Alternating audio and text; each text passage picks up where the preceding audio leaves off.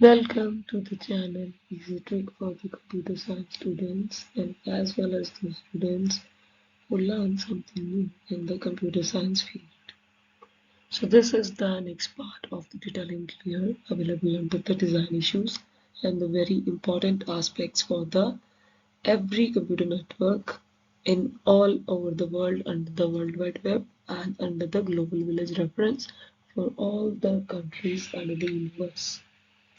So in the previous part, we was discussing about the design issues and the introduction part of the data link here, the link available of the previous part into the description box. Kindly check it out and after that you will shift into that particular link because in this tutorial we will learn about the next part of the data link layer, that is the design issue of the flow control. And data link layer जो अब work करेगी network layer के साथ working करेगी फिर after that और same speed से sender और रिसीवर को जो डाटा रिसीव होगा इन द सेम स्पीड होगा अगर बैंडविड्थ में कोई इशू नहीं आ रहा तो सेंडर जब एक्सेप्ट करेगा डेटा इन केस की हार्डवेयर सॉफ्टवेयर का कोई इशू चल रहा है तो आपका रीअसेंबल डेटा में अगर फ्लो कंट्रोलिंग का कोई इशू आ गया तो अब हम चेक करते हैं कि इन टेक्निक से अगर रीअसेंबली होती है या लॉस्ट हो जाता है आपके पर्टिकुलर फेस में से किसी की फाइल का असेस अगर आप डाउनलोडिंग करते हो अपलोडिंग करते हो कुछ भी करते हो तो रीअसेंबली स्टार्ट होती है तो कैसे होती है। फर्स्ट टेक्निक है stop and wait. Flow control mechanism की जो फर्स्ट टेक्निक है that is very powerful technique for the data framing.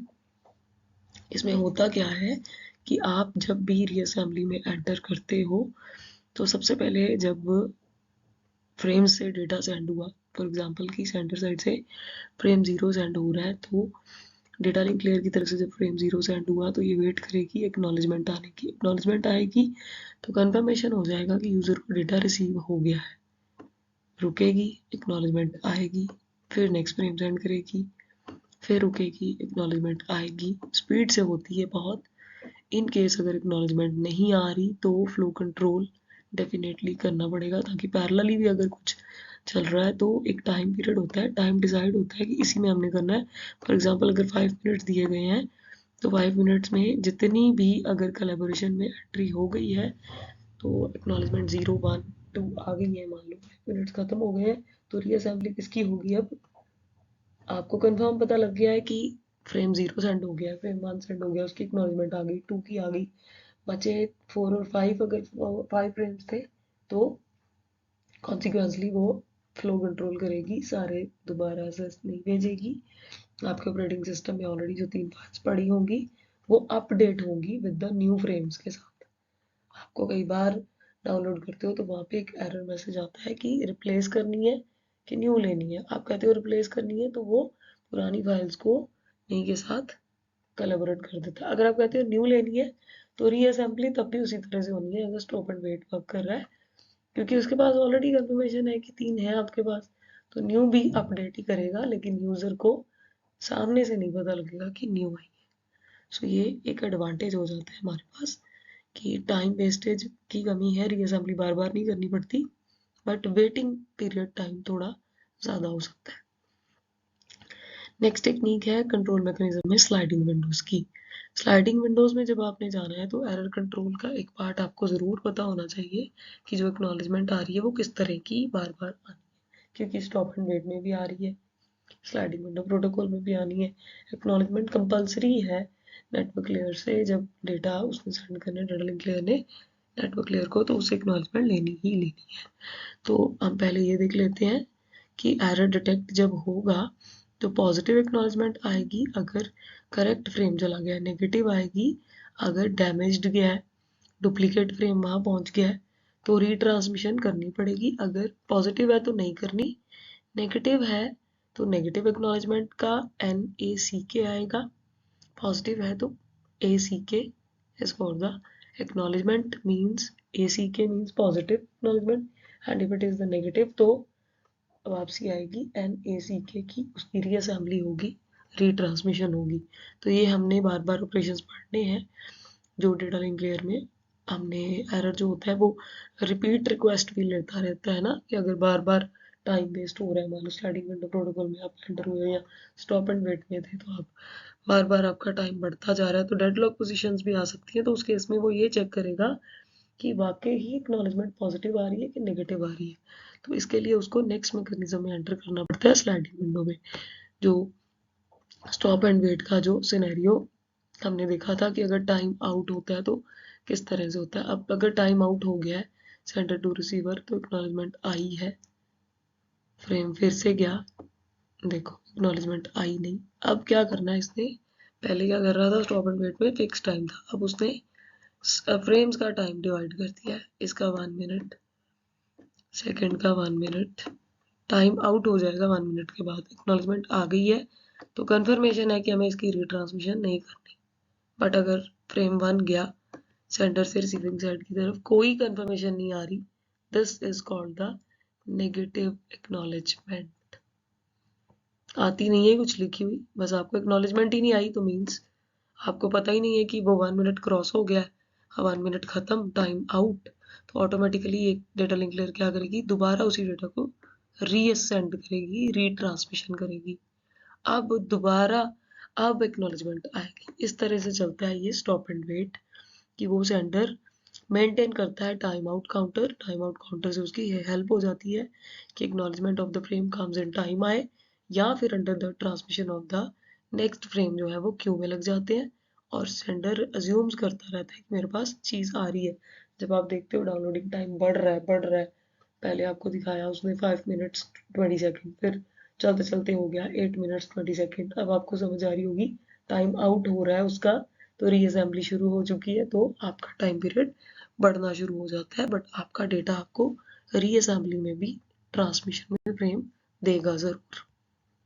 ये टाइम इन और टाइम आउट की टेक्निक है जो स्टॉप एंड वेट की है।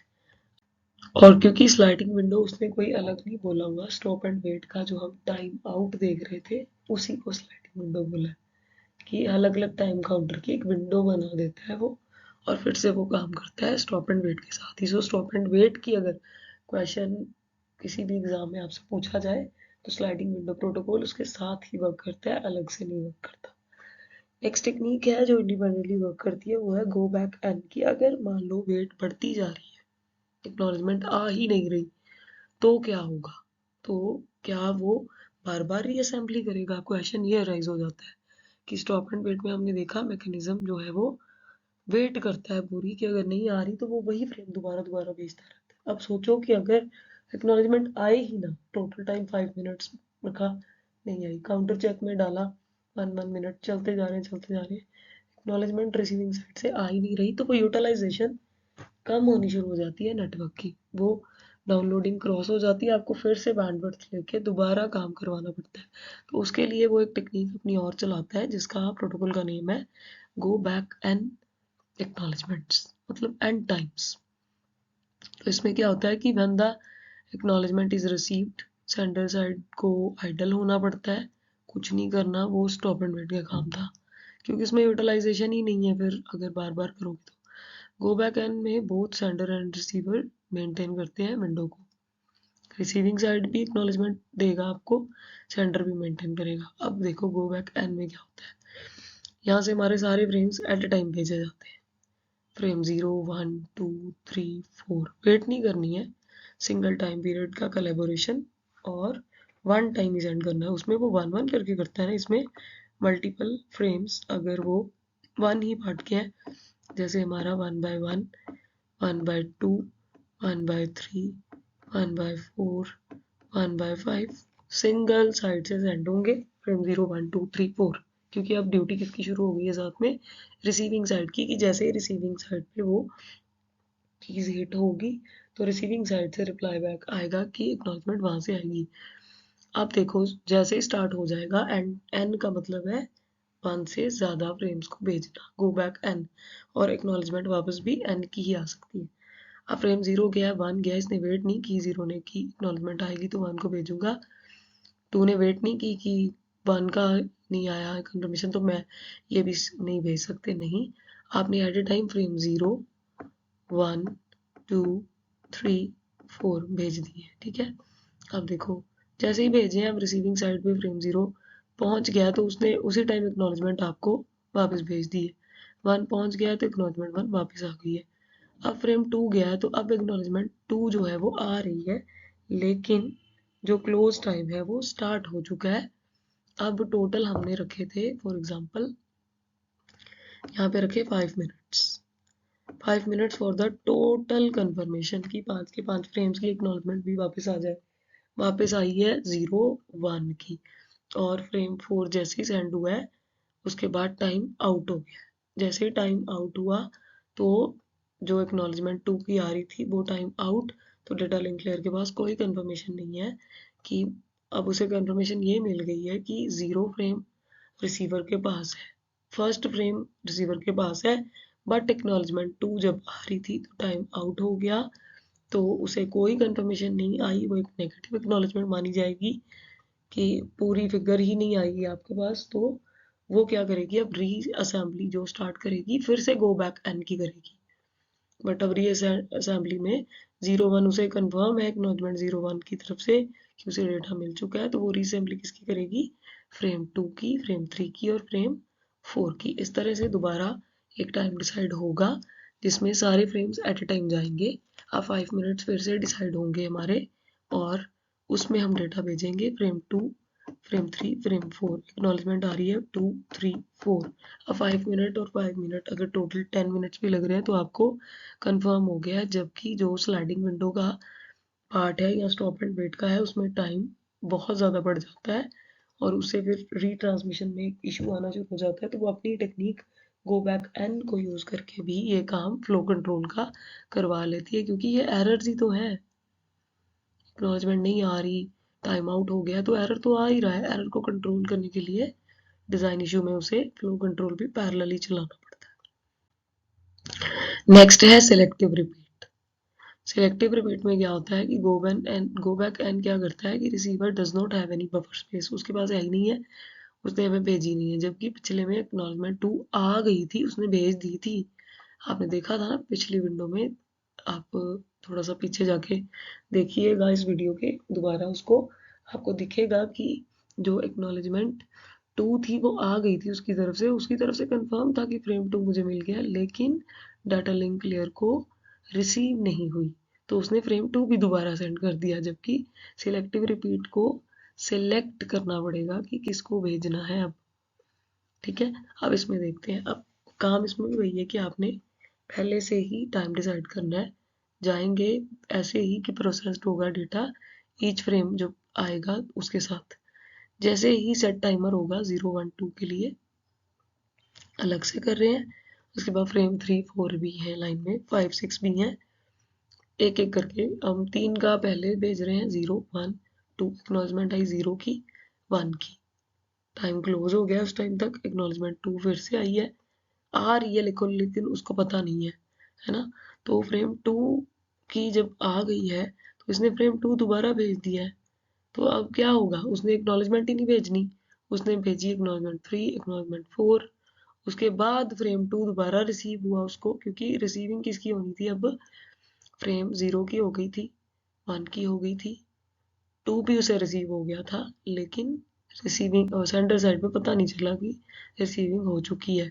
तो सिलेक्टिव रिपीट में हमने फ्रेम 2 दोबारा भेज दिया, क्योंकि फ्रेम 3 की अभी कंफर्मेशन हमारे पास आनी है, एक्नॉलेजमेंट 2 बीच में ही रुक चुकी है। अब जैसे ही दोबारा रीअसेंबली स्टार्ट हुई तो एक्नॉलेजमेंट 3 साथ में ही आ गई, तो एक्नॉलेजमेंट 3 का कंफर्मेशन हो गया, लेकिन एक्नॉलेजमेंट 2 टाइम आउट की वजह से सेंटर फॉरवर्ड एरिया में ही रह गई, पैरिटी बिट अटैच हो गई, तो आपको दिखा ही नहीं कि 2 भी पहुंच चुका था। अब आपने दोबारा रीसेंड कर दिया फ्रेम 2, जबकि सिलेक्ट करके आप ना भी सेंड करते तो एक्नॉलेजमेंट आनी थी।